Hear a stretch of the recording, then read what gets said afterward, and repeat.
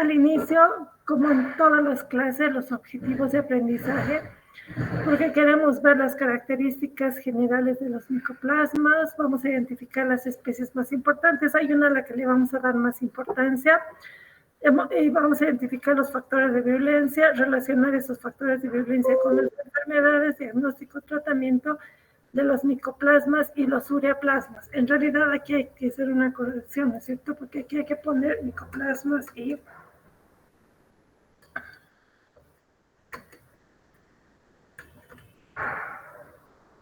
eso es lo que nos faltaba.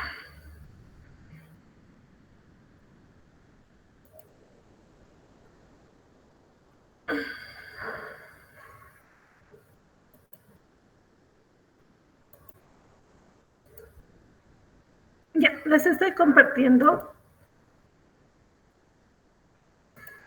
Sí, doctora, sí, doctora. Esta es correcta, ¿no? A ver.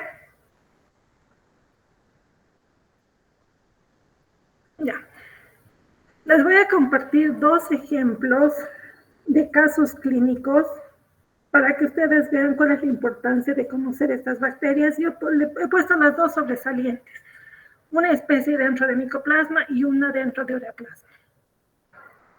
Un día pueden encontrarse en una situación como esta, tener un paciente que tiene una vida rutinaria, es una niña de 19 años, que está universitaria y que recuerda haber estado en contacto con personas que tenían un cuadro clínico respiratorio. Más o menos se describe de 2 a 4 semanas como el periodo de incubación, de 1 o más, 3 semanas, digamos, como promedio unas 2 semanas de periodo de incubación. Por eso que después de 14 días empieza a sentirse con un poco de fiebre, o sea, con un cuadro respiratorio, una tos persistente, seca, asociada a cefalea, malestar general, fiebre moderada. La tos es seca, no hay expectoración, pero sí lo que refiere es que tiene mucho dolor al toser. Es leve pero constante. No hay antecedentes de enfermedades respiratorias crónicas y cuando consulta les relata todo esto, además que indica que sí, efectivamente estuvo en compañía con personas en la universidad que habían presentado un cuadro clínico similar. Le hacen el examen físico y efectivamente está con fiebre, una frecuencia respiratoria de 20 respiraciones por minuto, frecuencia de 90, y los hallazgos pulmonares crepitentes, dispersos, no hay signos de consolidación, su saturación está bien, 96 grados. Ya sabemos que este solamente es nuestro marco teórico, le piden una radiografía de tórax y el diagnóstico clínico acompañado de imagenología es neumonía. Hasta donde ustedes saben, ¿cuáles pueden ser los agentes etiológicos de una neumonía? Más o menos con lo que ya hemos visto y relacionando con microorganismos que hemos analizado hasta ahora. ¿Quién me dice? Si estamos frente a un cuadro de neumonía, ¿cuáles son los posibles agentes etiológicos de neumonía? Malvin, Luis, Claudia. 1 o 4 bacilo gram positivos, si no me acuerdo, digamos. También podemos nombrar una complicación como el anthrax, tal vez, ¿no? Pero si ustedes se acuerdan, el Bacillus anthracis producía el carbunco pulmonar. Sería como escarbar mucho, ¿no es cierto? ¿Qué otro microorganismo hemos visto que está en su nombre? Está El Streptococcus pneumoniae. un agente causante de Streptococcus, de neumonía es Streptococcus pneumoniae.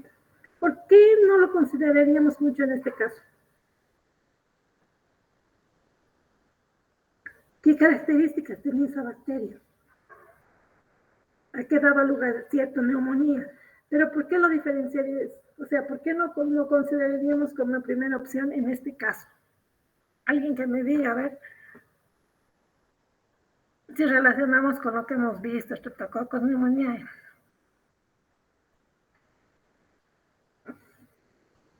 Ah, pues no hay nadie en la clase.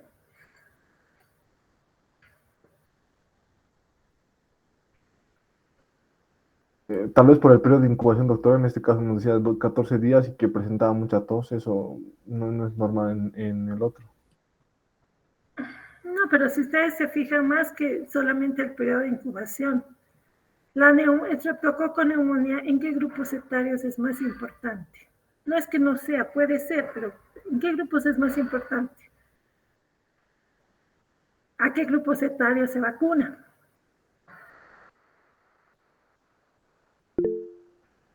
Niños. Niños.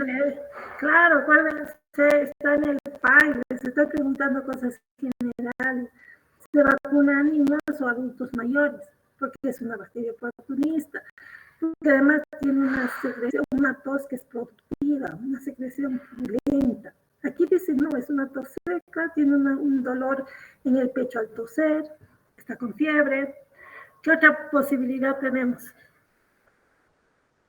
Gracias, Andrea, por contestar. Dice, niños pequeños en el caso de neumonía. ¿Qué otras bacterias producen neumonía o qué otros microorganismos producen neumonía?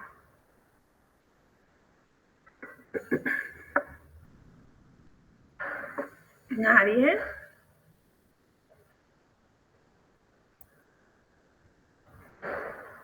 Posible etiología. Aquí les he resumido como para que sea más...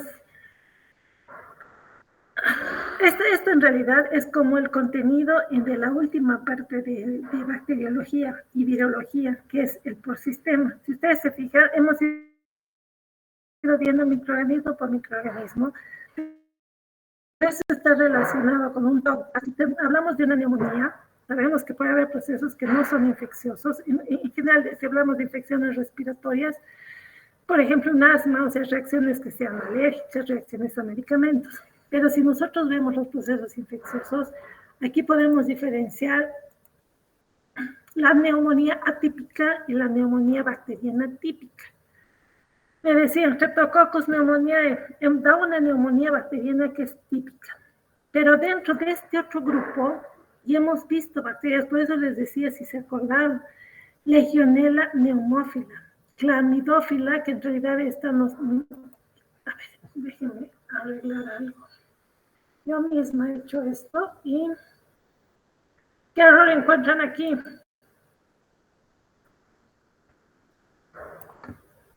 Que yo misma les he dado. Que ya es mejor que no hablemos de clamidófila, sino solamente de clamidias. Entonces, si ustedes se fijan, clamidia neumonía, legionella pneumófila, micoplasma neumonía. Y aquí nos ubicamos. Pero si ustedes también se ponen a pensar, hay que hacer diagnóstico diferencial con otras patologías que podrían estar asociadas. Las neumonías pueden tener una etiología viral, influenza, parainfluenza, adenovirus respiratorio sincicial, pero cuando llevemos virología se van a dar cuenta que hay aspectos que nos van a orientar o no en el diagnóstico. Por ejemplo, si hablo virus respiratorio sincicial, es importante en algunos grupos etarios, como niños pequeños, entonces no va a ser lo primero que piense en una paciente de esa edad, por ejemplo. Y hemos visto también tuberculosis pulmonar, pero ya hemos aprendido que es una tos productiva, por lo tanto no me inclino por eso, pero no podemos descartar cuando son adultos jóvenes o niños la tos ferina. Si ustedes se fijan, aquí nos vamos a ubicar en esto, que son las neumonías atípicas. Y dentro de las neumonías atípicas están bacterias como las que tenemos que conocer hoy día, que es Mycoplasma pneumoniae. Resulta que en la paciente pienso en una neumonía típica y entre los microorganismos que tengo que descartar está Mycoplasma pneumoniae. Entonces, ¿qué hacer? ¿Se puede cultivar? ¿Se puede cultivar a nuestras bacterias? Se pueden cultivar, pero es muy difícil y además son muy chiquitas. Exacto, se puede cultivar. Yo alguna vez he tenido la experiencia de trabajar en un trabajo de investigación con micoplasma y con ureaplasma. Y sí saben que se cultiva, pero tiene que enriquecerse el medio con aminoácidos o con los nutrientes específicos para las bacterias. Y cuando crecen, no se ven las colonias. O sea, ustedes que ya han tenido experiencia de ver cómo es una bacteria, cómo es una colonia, en este caso no se ven las colonias, son microscópicas. Entonces, lo que uno hace es cortar el agar, poner en un portaobjetos y ver el agar para ver la colonia por microscopía. Y ahí es cuando podemos observar que esta bacteria, como los micoplasmas en general, tienen una forma Lo asemejan y dicen la forma de un huevo estrellado, pero esa es la característica de la colonia y se la puede ver por microscopía. Entonces se puede hacer un cultivo, pero es más complicado. Generalmente lo hacen laboratorios de referencia o especializados. ¿Qué se puede hacer? Serología. Se puede hacer una IgM, da positiva, o lo que es ideal en caso de micoplasmas en general es la seroconversión, o sea, tomar la muestra a la paciente en la fase aguda y después de la convalecencia, o sea, semanas después, volver a hacer la serología, detección y cuantificación de anticuerpos y debería haber un aumento 4 veces de la concentración de anticuerpos con referencia, por ejemplo, a Mycoplasma pneumoniae. Y lo otro que tiene bastante utilidad en este tipo de microorganismos que son difíciles de cultivar, difíciles de identificar, es la PCR. Se hace una PCR en secreción faríngea para Mycoplasma pneumoniae. Diagnóstico, grábense eso, neumonía. O sea, ya estamos diferenciando incluso los tipos de neumonía de acuerdo a la etiología. En este caso sería una neumonía típica por Mycoplasma pneumoniae. Tratamiento, entre ellos se incluyen los macrólidos, y en este caso se siguió eso y la paciente mejoró, tuvo una mejora progresiva tras los 3 días del tratamiento, desapareció la fiebre y posteriormente la tos. He revisado, porque les he dicho que una de nuestras responsabilidades como docente es mantenernos actualizados con relación a qué de nuevo se ha encontrado en estas bacterias. Encontré este artículo del 2024 y si revisamos, no existen mayores modificaciones a lo que les he presentado en la teórica en cuanto a la parte patogénica de esta bacteria. En realidad, lo más sobresaliente de lo que dicen los nuevos enfoques de Mycoplasma pneumoniae es la parte epidemiológica. Al parecer, estas bacterias como Mycoplasma pneumoniae tienen mayor importancia epidemiológica de lo que se había creído hasta ahora como agente etiológico de neumonía atípica. Si ustedes se fijan, he sacado un resumen de lo más importante. Coincidimos en lo que ya sabíamos, que en realidad produce daño porque hay una reacción inflamatoria severa, ¿ya? Lo que hace es inducir la generación de citoquinas que inducen la llamada de los neutrófilos, su migración a partir de los capilares alveolares, y estos neutrófilos se activan, van a producir leucotrenos, proteasas y material oxidante que al final va a dañar el tejido y va a producir un edema alveolar. Pueden causar estrés oxidativo, que también les explico en el video, y producen muerte celular. ¿Por qué? Porque una característica de esta bacteria es que da origen a compuestos oxidantes, como por ejemplo el peróxido de hidrógeno. Y eso va a estar asociado con procesos inflamatorios severos y destrucción incluso de tejido, como por ejemplo es responsable de la bronquitis. Y como factor de virulencia, que es lo que tiene, algo esencial que se ha descrito en esta bacteria, que también les he mencionado, es su capacidad de adherencia. Si ustedes se fijan, esta bacteria ahora es considerada como una bacteria reemergente, ¿ya? Al parecer, como les decía, es muy común como responsable de infección de vías respiratorias, y las características que la hace diferente a otras es lo que habíamos mencionado en un principio, que son bacterias muy pequeñitas. Imagínense, tan pequeñitas que las colonias las tengo que ver por microscopía. Lo otro que es importante es que no tiene pared celular, crece muy lentamente, y para que pueda transmitirse de un individuo a otro necesita un contacto cercano. Produce lo que les decía, la neumonía típica. Esa neumonía típica, y hemos visto, relacionada con la inflamación, además con la capacidad de esta bacteria de evadir la respuesta inmune, ¿ya? Es bastante prevalente, y lo que decíamos, que su patogenia está estrechamente relacionada con la capacidad de adherencia por la estructura de una proteína que ha sido bien identificada y que también se las describo. Nuevamente mencionamos, importante, la neumonía adquirida. Miren que el grupo etario más afectado en realidad son niños más pequeños, 5 a 7 años. Es el que representa el 10 al 40% de los casos de neumonía en adolescentes y niños. Estas son las actualizaciones, como les digo, epidemiológicas. Antes no se le daba tanta importancia, ahora se sabe que es mucho más importante. Y estos hallazgos están en función a que cada vez hemos tenido más acceso a pruebas de laboratorio que permiten identificar este tipo de bacterias, porque por cultivo de rutina es muy difícil hacerlo. Es más, cuando se pide un cultivo, nunca nos cultivan Mycoplasma pneumoniae porque necesita medios de cultivo y condiciones especiales. ¿Ya? Los nuevos enfoques en cuanto a mecanismos patogénicos, lo que ya sabíamos que puede inducir una activación del sistema inmune innato, empieza con la liberación de agentes citotóxicos locales. Nuevamente volvemos, si se fijan, básicamente es un proceso de inflamación y la liberación de sustancias citotóxicas. Alrededor de, más o menos, si consideramos Mycoplasma en general, existen alrededor de 20 especies. Y estos tienen una estructura citoesquelética importante porque no tienen pared. Y la capacidad de unirse nuevamente coincidimos que es lo más importante. ¿Ya? Y esto también es descrito como tiene su orgánulo de fijación que le permite no solamente fijarse, sino desplazarse. Es importante en el proceso de división celular, etc. Lo que les decía, nuevas investigaciones han demostrado un aumento gradual en la incidencia de infecciones mortales o graves por Mycoplasma pneumoniae, debido a la explicación es que da lugar a procesos de inflamación excesivas que son los responsables de la patogenia general. Hay el resurgimiento de este micoplasma y eso ha generado, ¿y esto qué determina? Al 2024, estamos hablando hacia lo último en realidad que tenemos publicado, es que lo importante es combatir frente a esto, o sea, desarrollar nuevas estrategias, mejor dicho, para combatir este patógeno, ¿ya? ¿Y qué es importante? Hacer una vigilancia.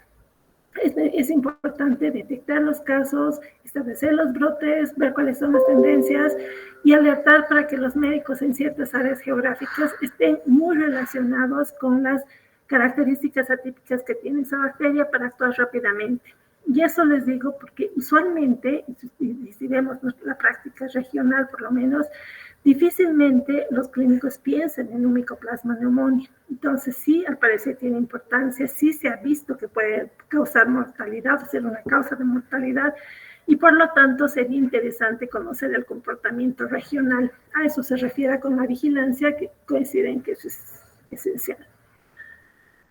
Eso entonces como un marco de referencia para ubicarnos en la importancia que tienen bacterias como la que hemos explicado, un representante dentro de micoplasmas a Mycoplasma pneumoniae. Aquí vamos a ver otro caso clínico, que es un paciente de 25 años, sexualmente activo, que se acude a la consulta porque tiene ardor al orinar y tiene una secreción uretral escasa y transparente. Alrededor de 5 días de evolución, no ha tenido fiebre, no ha tenido síntomas sistémicos, sí ha tenido un contacto sexual, o sea, tiene vida sexual activa, pero no tiene antecedentes de haber tenido una infección de transmisión sexual previa.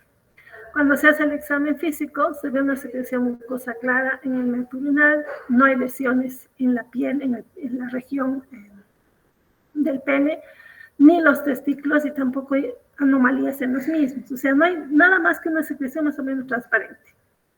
Uno de los primeros exámenes que le van a pedir es la secreción uretral, es una tinción de Gram. ¿Por qué?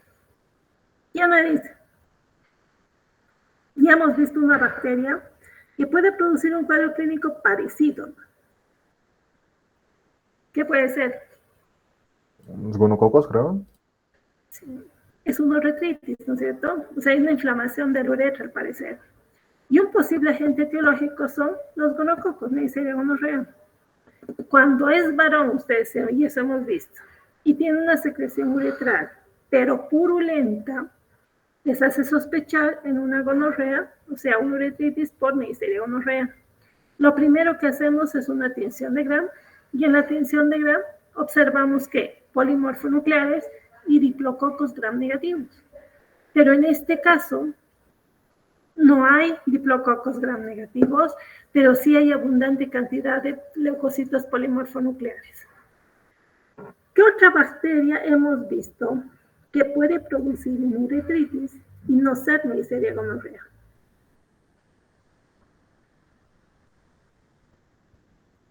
Imagínense un paciente, tiene uretritis, ya. Si es gonorrea, va a aparecer diplococcus negativos, no es. ¿Qué posibilidades tenemos? Ya hemos visto esa bacteria. ¿Qué otra bacteria puede producir uretritis no gonocócica? Que también es especial, que tampoco tiene una estructura típica de gram positivo o gram negativo, que es intracelular obligada. Doctora, en el chat pusieron clamidia. Perdón, me estoy viendo, me pasa, pues. Ay, ¿saben qué? Me salen unas notificaciones que me molestan aquí en mi computadora. Déjenme, voy a cerrar. No sé cómo voy a hacer para que no me lleguen todas estas cosas y me tapa la mitad de mi pantalla.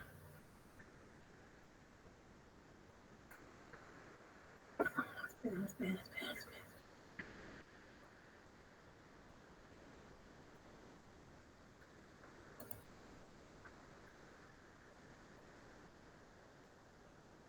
Y ahora sí.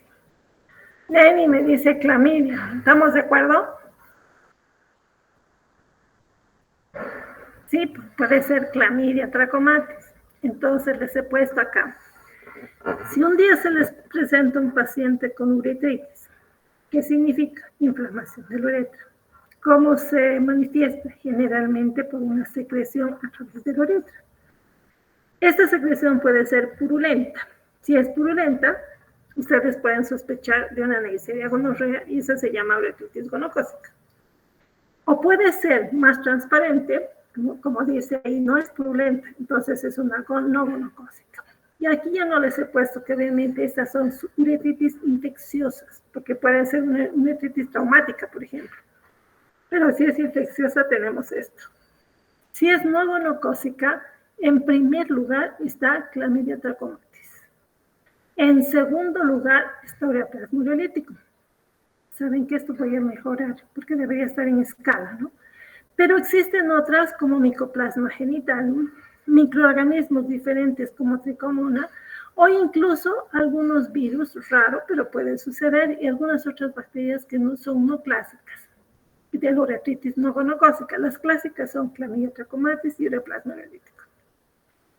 Si ustedes se ponen a pensar en estos pacientes, la secreción uretral me va a dar abundante cantidad de leucocitos como neutrófilos o polimorfonucleares, no voy a ver bacterias. ¿Por qué? Porque por microscopía no puedo observar ni clamidia, ni micoplasma, ni ureaplasma. Fíjense que aquí tengo otro de los que ya hemos mencionado de los micoplasmas. Genitalium puede dar uretritis no gonocócica. Y lo que nos interesa entonces es el ureaplasma ureolítico. A ese paciente, ¿qué habría que hacer? Pedirle un examen adicional. Nuevamente, PCR es una de las mejores técnicas para bacterias como esta. ¿Se la puede cultivar? Sí, se necesita medios de cultivo especiales. Se hace el cultivo y lo mismo que en el caso de micoplasma, las colonias no son visibles. ¿Qué se hace? Se corta un pedacito del agar, se lleva al microscopio y se observa. Las colonias de ureaplasma asemejan a una madeja de lana media deshecha. Les digo eso por experiencia porque yo trabajo mucho tiempo con ureaplasma, porque es un estudio de ureaplasma ureolítico y la sensibilidad de esa bacteria. Entonces, ¿cuál es el diagnóstico? Si me da PCR positivo, obviamente, una uretritis no gonocócica producida por ureaplasma ureolítico. En primer lugar, siempre pienso en una clamidia. Si clamidia me da negativa, ahí solicito un examen para ureaplasma. Es el segundo en frecuencia de uretritis no gonocócica. Tratamiento en base a tetraciclinas y el paciente evolucionó rápidamente.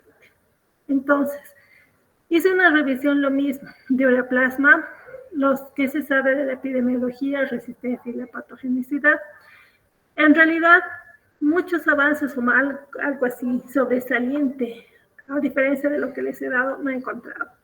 Pero en esta revisión me pareció muy interesante que hacen una propuesta de cuál es la evolución natural de la infección uretral por ureaplasma ureolítico en hombres después de la exposición inicial. Además que la historia de esta bacteria es bien interesante, porque como demostraron que era agente etiológico de uretritis, lo hizo uno de los actores principales, o sea, que demostró la patogenia o la etiología de esta patología uretritis asociada con esta bacteria, porque él se autoinoculó bacterias en uretra y demostró que sí podía producir una uretritis. Entonces aquí tenemos una propuesta de cómo se hace, cómo es la evolución natural de esa infección, la historia natural. Entonces, la transmisión es por vía sexual. La bacteria es capaz de instalarse en el sitio anatómico y aumentar el título. Y nuevamente, la patogenia está muy relacionada con la respuesta inflamatoria, con la liberación de citoquinas y con la llegada de gran cantidad de neutrófilos, lo que está relacionado con los síntomas. En algunos pacientes va a haber una resolución de los síntomas y este microorganismo puede mantenerse como un tipo comensal, ¿ya? En los individuos. Puede, sin embargo, dar lugar a una colonización crónica, el paciente seguir con signos y síntomas, o puede lograrse un aclaramiento natural de la infección. Y por lo tanto puede estar expuesto a una reexposición, ¿ya? Si no hay una inmunidad protectiva, puede aumentar la carga bacteriana y está nuevamente el proceso inflamatorio. La inmunidad protectiva puede cuidar o puede proteger al individuo del ureaplasma y el paciente no desarrollar signos o síntomas. O sea, si ustedes se fijan, dependiendo del estado inmunológico del paciente y también de las características de la bacteria, en resumidas cuentas, puede haber un proceso con una manifestación clínica o puede finalmente ser aclarada la bacteria o puede mantenerse como comensal. Ahora, ¿qué es lo interesante de todo esto? Que la parte de la patogenia está dada porque aumenta la inflamación, aumenta la liberación de intermediarios que son oxidantes, y esto se ha visto que al final puede dañar la esperma. Por eso es que está asociado con infertilidad, porque al parecer puede modificar las características del esperma. Y esto ya se ha demostrado que es responsable de infertilidad en el caso de los varones.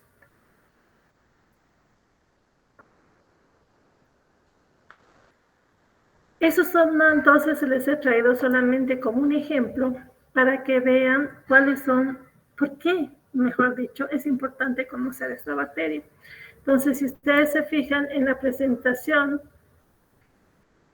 de micoplasmas y ureaplasmas, yo les he puesto primero, déjenme ver si están.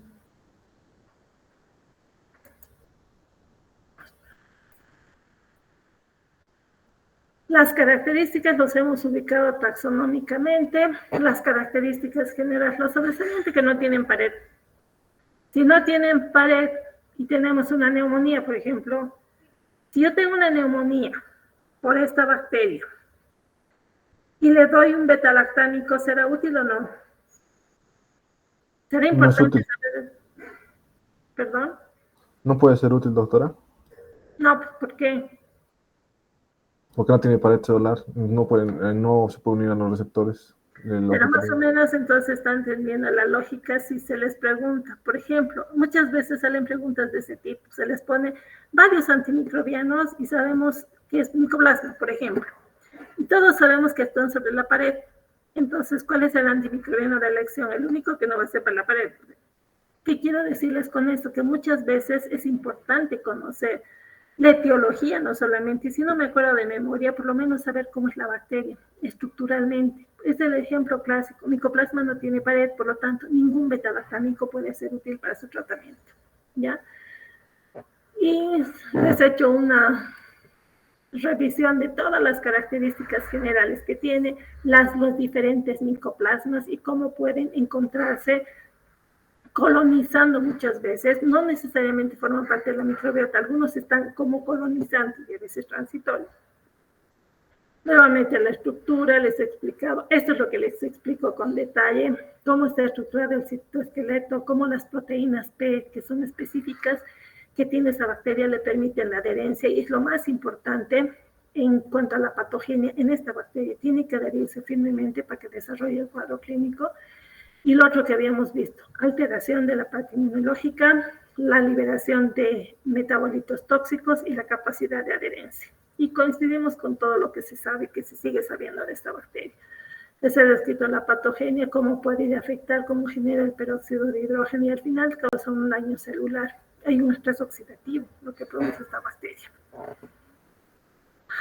Más las vías inductoras, ahí les he explicado un poquito lo que se sabe. Me parece interesante que también les explico qué pasa cuando tenemos un pulmón, cómo sucede de la sucesión de eventos en un proceso de respiración, en un proceso o en un pulmón normal y un paciente que tiene una bronconeumonía, que está asociado con bacterias como esta, micoplasma genital, que ya hemos visto que puede causar uretritis, pero también puede afectar el aparato reproductor femenino, las diferencias entre micoplasma y ureaplasma y sus características de factores bacterianos y la relación con la patogenia, las enfermedades clínicas que produce, ureaplasma, uretritis, como lo que hemos visto, cómo se hace el diagnóstico.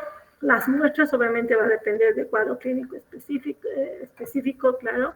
La tinción de Gram, que ya les repetí, no es útil. Si hacemos una observación microscópica, es solamente para ver las colonias especiales, o sea, las colonias que son microscópicas, porque son diminutas. La serología, aquí les he añadido que en algunos casos es importante la IgM, pero es muy útil en todas la seroconversión por diferentes técnicas. Y yo diría que una de las aplicaciones más importantes de lo que han sido las técnicas moleculares es en este tipo de enfermedades como micoplasma y ureaplasma, porque es un método directo y es específico. En cuanto a la epidemiología, aquí les he aclarado que lo último que tenemos que darle más importancia en la epidemiología es que es un microorganismo que al parecer epidemiológicamente es más importante en lo que son las neumonías atípicas, micoplasma y la prevención. Muchas están asociadas con relaciones sexuales, o sea que la prevención mediante prácticas sexuales seguras y es el contacto porque no hay vacunas específicas. El tratamiento, si ustedes se fijan, no hay beta-lactámicos, todos son en las tetraciclinas o los macrólidos y eso sería todo. Listo, chicos, les voy a subir esta otra presentación ahora mismo. ¿Alguna duda, alguna pregunta?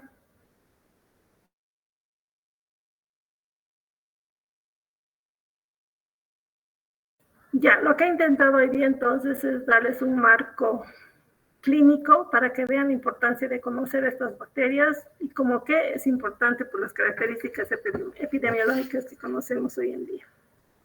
Eso sería todo. Nos vemos la siguiente semana.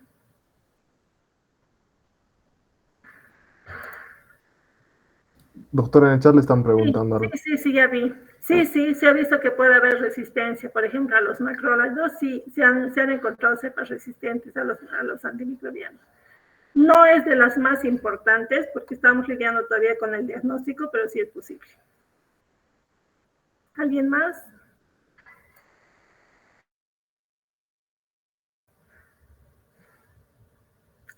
Listo, chicos, ahora sí, nos vemos la siguiente semana. Gracias, hasta luego. Hola, doctora. Hasta luego, doctora.